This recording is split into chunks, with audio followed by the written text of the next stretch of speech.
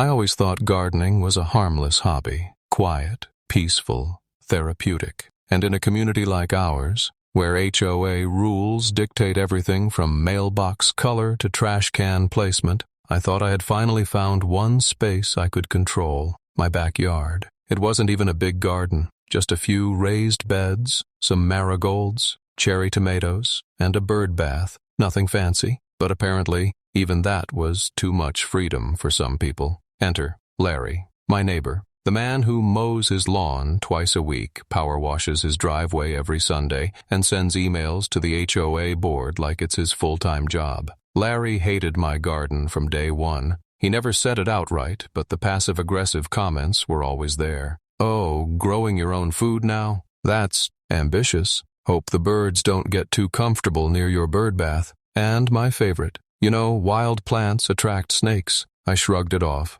I wasn't breaking any rules. Or so I thought. Then one day a yellow HOA notice showed up taped to my door. "Your backyard has been reported for non-compliance with HOA landscape uniformity guidelines. You are required to remove all non-standard garden structures and submit a formal landscaping plan within 14 days. 14 days. No warning, no conversation, just a bureaucratic slap in the face. And guess who the report came from? Yep, Larry. I saw him watering his bushes that same afternoon, wearing that smug little smirk. Didn't even bother to look my way. Just hummed to himself like he hadn't just declared war on my marigolds. I could have done what most people do.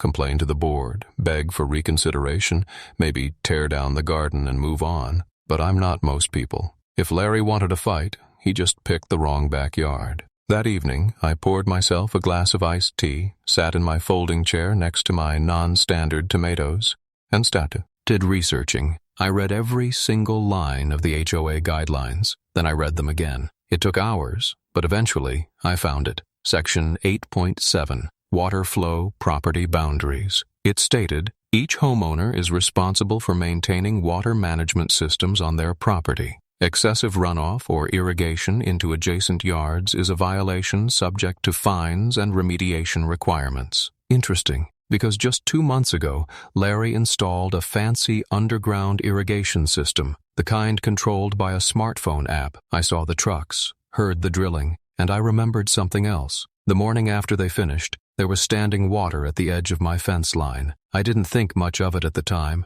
figured it was temporary, but now it felt like karma leaving a breadcrumb trail. The next morning, I walked along the back of my property and noticed something odd. Larry's irrigation pipes extended dangerously close to my yard. Too close. Close enough that if those sprinklers ever accidentally overwatered, his yard could flood in just a few days. And the best part? It would be his fault, by his own HOA's rules. After discovering Larry's little irrigation overreach, I didn't act impulsively. Revenge, after all, is a dish best served moist. I knew I had one shot at this, and it had to be completely legal, satisfying, and irreversible. So first, I documented everything. I started taking daily photos of the soggy patch near my fence, measured water levels, filmed a short video when the sprinkler turned on and water visibly trickled through the gap between our yards. Then, I installed a moisture sensor on my side of the yard. It showed quite clearly that Larry's system was dumping water beyond his property line.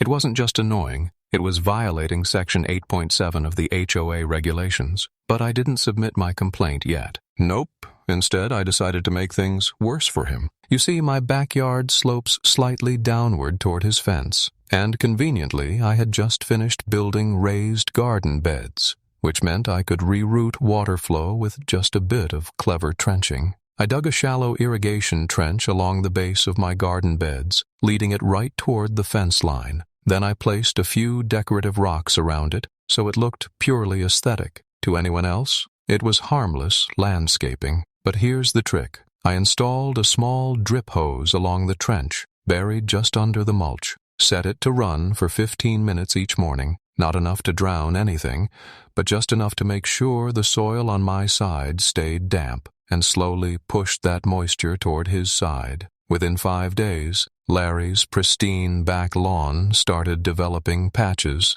At first, it was just a few squishy spots near the fence. But by day 7, I overheard him yelling on the phone, something about sod fungus and bad drainage. Still, I waited until the first big rain of the season. That night, I made sure my garden tarp channeled every drop of rainwater into the trench. By morning, Larry's entire back corner looked like a marsh. I spotted him outside in rubber boots, poking the ground with a stick. That same smug expression he always wore, now replaced with confusion and frustration. And that's when I struck. I put together a full HOA complaint dossier. Photos, time-stamped videos, moisture sensor logs, a printed copy of Section 8.7, and a detailed note explaining how Larry's system had been overwatering my yard for weeks, contributing to soil erosion and possible property damage. The best part?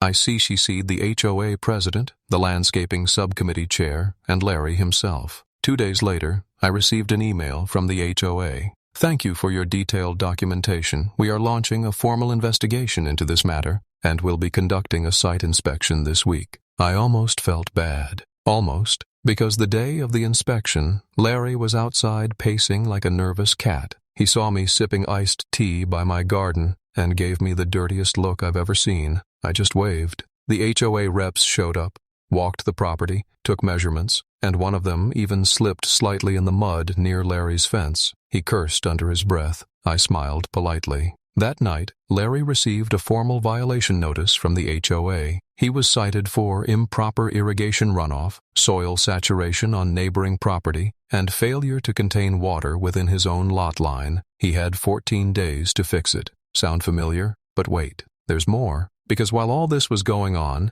I'd been quietly filing permit applications for a privacy landscaping project, which, under our HOA rules, allowed for the installation of dense native plants along shared property lines. In simple terms, I was going to build a living wall of swamp grass, ferns, and bushy shrubs along the back fence, perfectly legal and wonderfully invasive. The cherry on top, these plants thrive in wet soil. 2 weeks later, Larry's backyard looked like a scene from a nature documentary. His once pristine lawn was now a patchy, soggy mess. The decorative mulch near his patio had started floating, and small mushrooms were sprouting along his fence line. But he wasn't done yet.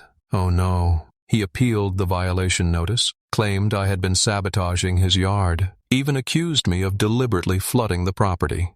And that, my friend, was the biggest mistake he could have made. Because once the HOA launched an appeal investigation, everything came out. They interviewed neighbors, checked property drainage plans, compared irrigation system layouts, and reviewed my documentation again, which thankfully included a helpful clip of Larry's sprinkler misting over the fence before I installed anything. Their conclusion: the complainant, Larry, caused the majority of drainage issues due to improper sprinkler direction and oversaturation. Neighbor, me, acted within HOA compliance and local landscaping ordinances. In short, Larry lost. Publicly, he was ordered to adjust all sprinkler heads away from shared fences, install a drainage buffer, at his cost, and regrade the saturated corner of his yard, all within 21 days, or face escalating fines. But it didn't end there. The HOA sent out a community-wide email, one of those reminders they use to subtly shame people about respecting property boundaries, irrigation rules, and the importance of conflict resolution before filing petty complaints. His name wasn't in it, but everyone knew who it was about. The final blow: my privacy landscaping project was approved, unanimously. Within days, landscapers arrived with trays of native ferns, water-tolerant shrubs, and lush grass varieties that would grow tall and thick. The wall between our yards, now a green curtain that would keep Larry's glare away for years. As the crew worked, Larry stood on his back porch, arms crossed, jaw clenched. I gave him a polite nod. He didn't nod back. But the best part, the absolute cherry on top, came a few weeks later during the next HOA meeting. They'd added a new item to the agenda: proposal for decorative community drainage channels. Guess who volunteered to help design them? That's right, me. And guess whose property was chosen as the pilot site for the project? Also me. Now, not only was I free to enhance my backyard further, with rain barrels, water features, and garden expansions, I had full backing from the HOA to keep things just the way they were. Larry, on the other hand, he had to install a French drain, dig up half his yard, and file for permits any time he wanted to alter a single blade of grass near the boundary. The irony? It all started because I planted a few vegetables in raised beds. Let that sink in. He reported me to the HOA over some harmless garden boxes, and I turned his suburban sanctuary into a wetland exhibit. And I did it all without ever raising my voice, breaking a rule, or stepping a foot into his yard. Sometimes, the best revenge is done with a shovel, a hose, and a smile.